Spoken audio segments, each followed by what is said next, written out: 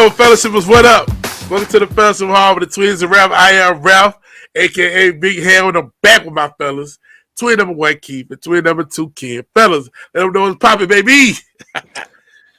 What's up, fellowship? It's your boy Ken, aka the Odd Man Out. Thanks for Yep. tuning in with us today. What's up, fellowshippers? It's your boy Keith, the moderator. You know me, I know you. Let's go ahead and jump in. You know what we're doing today? We are doing the first episode of the first season of Power Book 4 star, none other than our boy Tommy canceling Christmas Egan. Big Ham, Christmas? go ahead and kick us off with the first pod review of Power Book 4 for us. I enjoyed the episode, man. I know all of us, we had a little bit of trepidation about whether we thought someone would be able to carry a series. So, I was pleased with the introduction of the other characters that are going to be involved. The CBI, Chicago Brothers Incorporated, the Flynn family, who really seem like they mob, you know what I'm saying? Yeah. So they seem pretty good. And then, man, our boy Tommy being the crap starter and the hothead, and the hothead and the bad boy that he is, man. He's still being Tommy, and so I enjoyed the first episode, and I'm looking forward to the next episode. I'm looking forward to the different storylines that we all have there. We saw that Tommy came in and inserted himself into a drug deal pretty quickly. Came there, cased the whole joint out. He was the hardest one in the room, control, like he always did all the time, And he did his thing. And, he had a skill set that a lot of people would find valuable in this game. So we see, they have it with the Flynn family. And we're pretty much going to see how it happens with the CBI. We also found out that there's another Egan. So I'm anxious to see, what his background is. Kate had a black son out there that she kicked to the curb. So we found it out, man. So, wait, since you brought that up, hold on. Since you brought that up again, sorry to interrupt. Since you brought that up, let's go ahead and dive into that just a little bit. I feel like that was a writing mishap. I feel like terrible. I just feel terrible. Okay. You nah, man, don't be okay at me, dude. Let me be emotional about. I thought that was terrible. They just gonna pull a black brother out of their behinds. Agree, exactly. Like Ghost is Tommy's brother, right? First of all, Ghost is Tommy's brother. Second of all, how in the world did we get through Power with Kate doing all the talk, all the craziness that we know as Kate, and this never ever come up? Like I feel like that they's like, oh, you know what? Let's throw this in. And nobody'll be the wiser, but we are wiser because we're fans of the show, fans of the universe, and it's cool that it's actually a cool storyline. However, it came out of left field, and that's the only thing I don't like about it is it's like it's a surprise. It was convenient. It was a surprise, but it was one of those surprises where you feel like this was an afterthought. They never broached this potential. The only thing that Kate kept from Tommy was who his real daddy was, and he kind of knew and figured that out. And, that was always in the works that it was just him and Kate. It wasn't no, Tommy, this is your daddy, but I also got a son. Or Tommy, I had another life before you. Like, it was just Kate and Tommy, Ghost helping Kate, and then her keeping Teresi from Tommy. But this whole thing about him having a black brother, or brother in general, not just black or anything, just another brother. It's just they just decide to pull the wool over our eyes and throw it in there. Kate had to keep it a secret because it was her shame. She abandoned one of her children. She abandoned Tommy's older brother. So wherever this other life was, Kate left him with maybe his grandma or obviously his dad. Also, it's the Monet Zeke thing all over again. They had a child. She was able to keep a secret, just like Monet was able to keep Zeke a secret. Kate had this child she abandoned. She had a new child, Tommy, who she clung to or whatever, and it was her shame. So obviously she get drunk or get high, whatever, and talk. But I think even in that state, she's still self-preservation, and she ain't bringing it up. I mean, that's obviously how they can try to justify it. But it's convenient, like Big Ham said. But she had a child early on in life that she abandoned, and she never looked back. So I guess I can see it maybe not slipping out. Ken, so what you say? Hold on, Ralph. Ken, what you say? Hey, hold on, Ralph. What you say?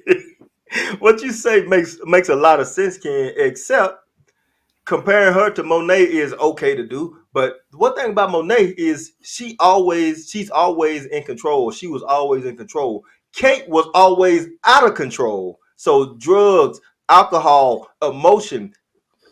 As hard as you try to But hold what something reason back, does she had to tell about this child? kid, because she was unstable.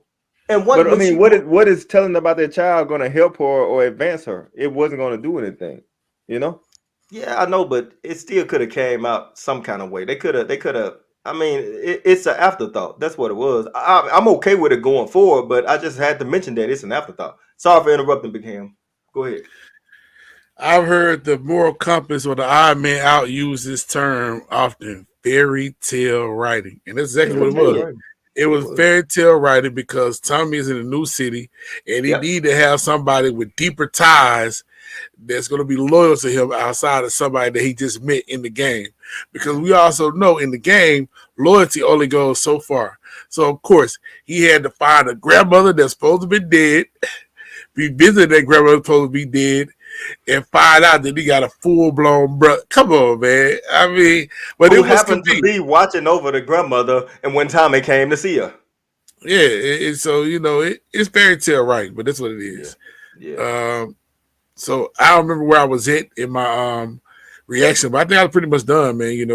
I mean, I'm interested in new characters. The CBI guys are interested in them. I'm interested in the Flynn family, so I thought it was a good opener. Yeah, and they got a tough act to follow. Power Book 2 is really, really good, man. So we're gonna see if they can surpass Raising Kanan. Yeah, no, good point. Good point. Raising Kanan had some high points too, though, but it also had some low ones. So this has potential to jump that. Go ahead, Ken. Yeah, I thought it was interesting. I think it's too soon for me to really check in on where I stand on it, but it kept me entertained. It kept me invested. Tommy is one of those original Power cast members, and so I've always liked Tommy. And I think I'll continue to like him. This show, they kept Tommy who he is. I think they may be giving him too big of a pass. You can be hard in your hometown, but you can't just go to a new place and automatically be the hardest person. Especially a new place like Chicago. Yeah, especially a new place like Chicago. Mm-hmm. So that's the only thing that kind of worries me a little bit is that they're going to try to carry over the hardness that Tommy had in New York, a city that he knew, into a new place where he's able to get the drop on these supposedly hardened gangsters. Seasoned gangsters, make them, come to a deal. He the one that does all the killing and everybody else have to listen to him. He give them back their guns. He still walk out untouched. The dad bring him to his house surrounded with guns. He still walk out untouched. I mean, don't get me wrong. I don't want Tommy to die, but I think they almost making him somewhat invincible. At least in this episode, they made him appear almost invincible, and that's something that might come back to bite him, or it could be a misstep that we see in their You know what, Ken? That was one you reminded me. That's one thing I wanted to mention was whenever we thought about Power, whenever we talked about Power's mishaps in writing, it always involved Tommy. Like the worst Power mishap in Power Book 2 was when Tubby and Reek tried to set up like he was gonna kill Tasha and then he go and run into the thing in the gas station and get away. Like their player just pulled out perk. Like so the fairy tale, the crazy right mishaps always happen with Tummy. And so that's what we gotta try to avoid in this particular version of Power. That we try to avoid those fairy tale right mishaps that involve Tummy. Hey, biggest Power writing mishap was Ghost touching the window of Griggs without a glove on. Yes, that was the biggest one I think ever because it wasn't Ghost. It wasn't Ghost character. Yeah, but he just took the glove off for no reason, bro. No reason. And then touch the window. Yeah, no reason. And then Angie knew to dust knew to check it exactly. But so that's the only thing that worries me about it is that they're gonna make Tommy invincible, and he gonna. I mean, obviously they make these shows where these main characters get out of seemingly impossible situations, but it's just like Tommy kind of does what he wants and never has to worry about looking over his shoulder or anything like that. So we'll see what happens, but. Other than that, I was interested. I'm intrigued to see how it goes. It looks like Tommy may ultimately, do some work with the Flynn family and the CBI. So you never know. I think it's got a shot. It kept me entertained. Okay. Yeah, I was entertained too. You know, I wasn't like on the edge of my seat, but it's the first show, so you know First that's to episode. be expected. First episode, that's to be expected. Plus, I just got through watching Power Book 2, which I thought was really, really good. So you know, of course, it was going to be a drop off for this one, but it was still good. I don't necessarily understand how he, you know, abandons the whole California thing to set up shop in Chicago.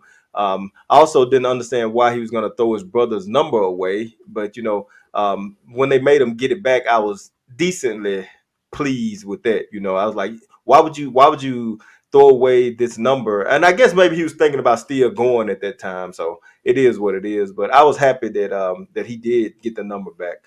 Again, like you guys said, like of course we love Tommy's character. I feel like that. I mean, I know I watched the show and I'll root for it. But he was. We said this about Reek in the first season of Power Book 2. We said he was 2 seasons too quick for Reek.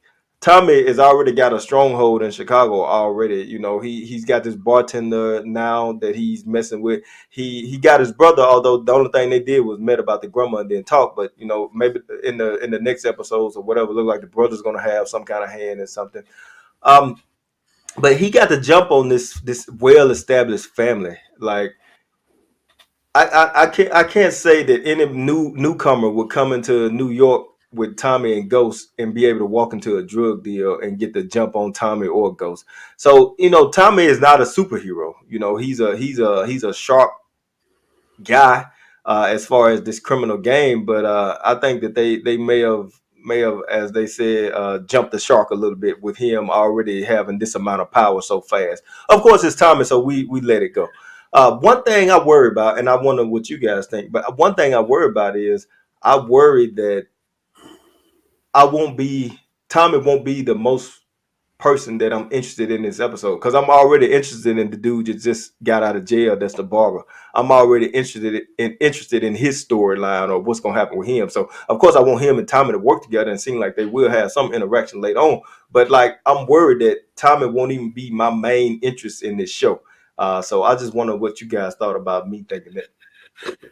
Yeah, He just like should you, be. man. I'm interested about the CBI, the former head of the CBI, who's back out of the Yeah, streets, the barber. his I'm name interested in his his name story, is Diamond. and but yeah, Diamond. But I Mhm. think, man, if we are interested in somebody else other than Tommy, I think that just adds to the show. Yeah, true. I don't think I think that's pretty good. I think if we just focus on Tommy and Tommy the only thing we really care about, the show might not be able to peak. So I think it's important for the show to be able to peak and have, the ability to be a great show. That if there are other characters in there that we can equally like or care for, or characters in there that we can hate just as much as we have hated somebody like Sex or something in the past. Yeah, So I think yeah, that's a good thing that we're interested in that story. yeah. No, And I agree. What you saying, G? I was gonna say that you should like him, and it should be Thomas should be the main guy for us. I mean, at least He's that's the our criminal expectation. protagonist Yeah, for sure. he's our criminal protagonist, and I think these other characters that they're trying to make a good storyline for, like the Flynn family, like Diamond, they should end up being characters, supporting characters to Tommy Yeah. is my expectation, my hope, and so we just got to see how their relationships develop and which side Tommy ends up being on, or if he plays both sides. You never know. Yeah, no, good point. Good point. All right, thanks, fellas, for your reactions. Fellas, make sure you go into our comment section. Let us know what you thought about our reaction to Power Book 4 Force. And let us know what you think about your reaction to the show. You know, it started out well, in my opinion. You know, I had my concerns that it might come off a weak or if Tommy could carry the show, but he did a great job. You know, it's Tommy. So of course we're rooting for Tommy. He did a great job in the show. And you know, I'm excited for what's to come. You know, and it comes at a perfect time since Power Book 2 season finale wrapped up today. This is kicking off, so we got, I guess, 8 to 10 episodes of this to look forward to. So that'll be something that we can all come back and chat about. So you know what time it is? It's time for our favorite part of the show. That's our Gots to Go segment. Ken, go ahead and let the people know, if they're new, what our Gots to Go segment is. Yep, if you're new to the Fellowship Hall, when we do our shows on drug kingpins and criminal protagonists, as we like to call them, us in support of that criminal protagonist, we single out 3 characters in the show that has to go, and that "gots to go" means brutally murdered, and that was Big Ham's tagline that he forced on us. But nevertheless, okay, settle down.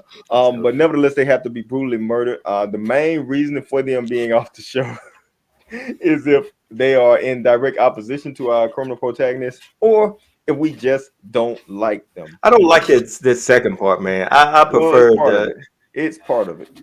I And mean, it happens. It happens. yeah, it's Sometimes right. they put people on there that we just can't stand. Yeah, Yeah. and it's not for you to have to approve them, the moderator. It's for us to Yeah, call it man, out. who this guy think he is, man? I The don't moderator. know, man. I'm the I don't moderator. know. Yeah, I don't like it. I think I just don't like it. Like, man, go ahead, man. And We so as a put on result, there who we put on there. exactly. And as a result, we come up with 3 going from least to most wanted gone. And that's how we call our guys to go section. So I'll go ahead and kick it off. Number 3 on Kick my it off. list is Gloria the bartender. And the reason that I got the bartender on the list is A, she's going to be a distraction to Tommy. B, she is only on the show to have him in direct conflict with the Flynn family. Now, don't get me wrong, she took a shine to Tommy way too quickly. And now they are already an item. And he's staying and they've already been together after meeting, 20 minutes. And now we Are see they an this- item? More than 20 minutes because he came back for the soup at dinner time. All right, justified. I don't know if they're item, but he already got more from her than Vic got, and so I think that's gonna be a problem. And as a result, she on my list because she's gonna end up causing more problems for Tommy. Sorry. Okay, Big Ham, I'll go ahead and jump in. I can't be mad at you, Ken. Like usually Ken comes and says something and me and Big Ham are like scratching our head. And I think we scratched our head initially for this. But I understand his point. She's probably going to be a distraction, which is what, the love interest in most of these shows That's do. power. And also, like Ken said, one thing that he hit the nail on the head with is Vic seems to have some interest or attraction or love or emotional attachment to her. And now she's with Tommy, so that's going to be an immediate conflict between Vic and Tommy, aside from Tommy getting the drop on him already. So, yeah, that's going to put Tommy in bad graces with Vic and potentially the Flynn family. So I'll go ahead and get my number 3. My number 3 guys to go. Maybe a surprise to the fellas and the fellowshippers, but it's because of potential drama that's probably coming. And my number 3 guys to go is Elijah. And if you guys are still figuring out the names like us, Elijah is Diamond, who was the barber in prison, is Diamond's brother, Elijah. CBI. CBI. The CBI guy that been holding it down for the 15 years that Diamond was locked up. And I ain't got no problem with him. I like him. I actually liked his interaction with Tommy when they went to the drug buy or drug setup or whatever with Vic. But the way he was, talking to Diamond seemed like he want to do things a little bit different, the right way, not kill. He want to keep things on the straight and narrow. He wants his barbershop to be solid. But when you're in that life, it's hard to get out of that life. And looks like Elijah is in that life. And I'm wondering if there's going to be some kind of conflict between Elijah and Diamond, or Diamond, Tommy, and Elijah is going to have some kind of conflict. So it's Elijah right now for my number 3. And I'll give a disclaimer that I had trouble coming up with a guys to go for this first episode, a 3 guys to go list for this first episode, because it's new. I think some shows lend themselves to have dislikable characters immediately. But these guys, we just learning them. But if we're looking at some of the things that could be foreshadowing or just a premonition of what we feel like could happen, then that's what we did. So we want to give you 3 like our normal segment. So my number 3 is Elijah. Big Ham, go ahead and give us your number 3. My number 3 got to go is Kate Egan. Kate Egan went on the show. Kate went on the show. Man, she got to go for having the whole son, and she just abandoned. And Eddie Black on top of that. She had to abandon him. She ran off. She been going so much that the daddy was like, "Man, your mama dead, man. Don't even worry about it." Dead. He thought she was dead. But she might have abandoned him for a better life. Man, it don't matter, man. I'm totally against abandoning kids. Did we just talk about? Remember we talked about King Richard, and what I told you about his whole legacy. Yeah, that's true. She abandoned the kid, and she abandoned the black kid too, man. It made me feel away. She kept the white one, but she abandoned the black one, man. Number 3 got to go Kate Egan, man. Hey, but Tommy did say more than likely his brother was better off not knowing Kate. But anyway, Big Ham, go ahead. I mean, that's your guys to go list. So I can't My number fault it too two, much. Yeah, staking it back. My number two, got to go was Vic Flynn. And Vic Vic. Flynn is my number two, got to go primarily because we can see, and Ken kind of referenced it earlier, we can see that he's slated to be the direct antagonist to our criminal protagonist, Tommy Egan. Awesome. Okay. Because number one, they've already had a run-in where Vic thinking he hard is going to talk crazy to Tommy. My boy, you know Tommy ain't going. So we already had that happen.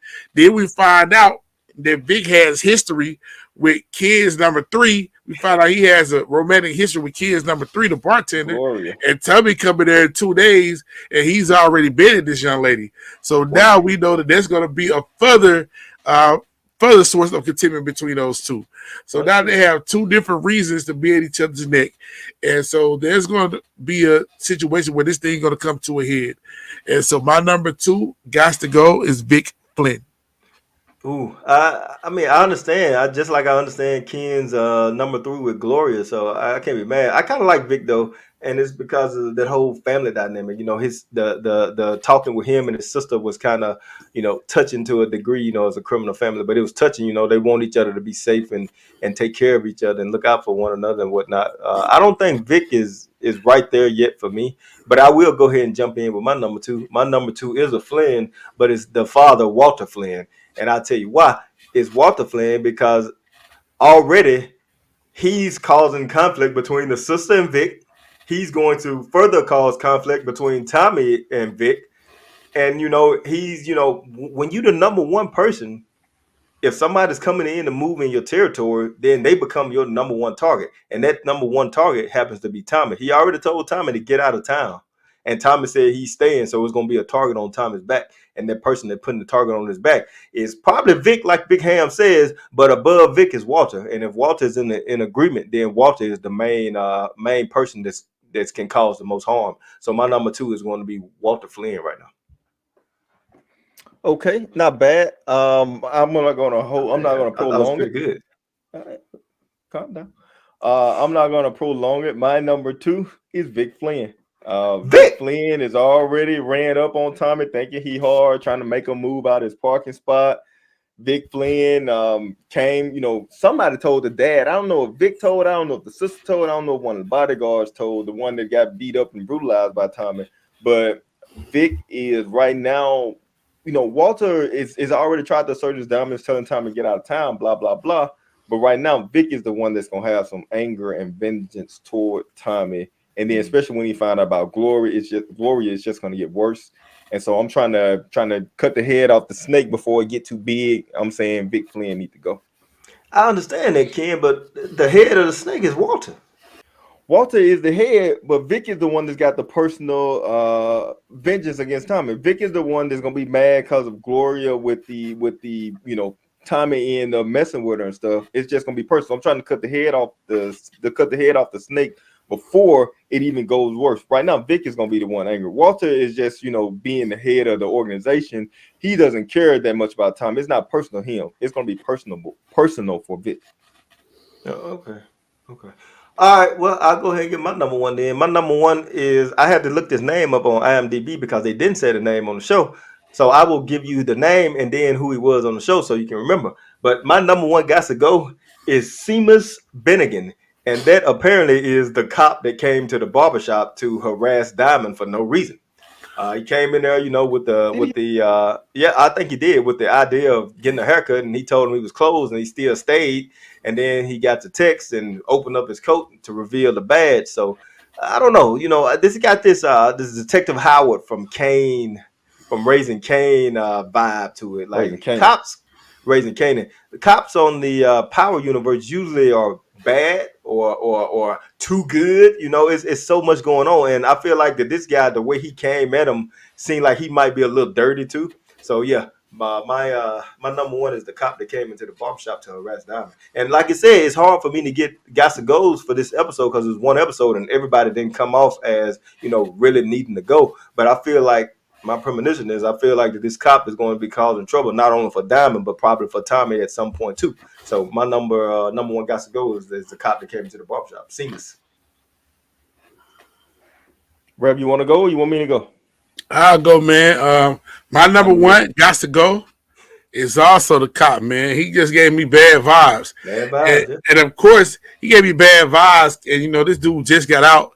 Let the man enjoy some freedom. He just got out and you already hounding him, man. Mm-hmm. So I ain't like that. On top of the fact, it's power. And we always going to have a cop that got to go. Like, we always got to have that main law enforcement person that's going to be opposite our criminal protagonist that got to go. So,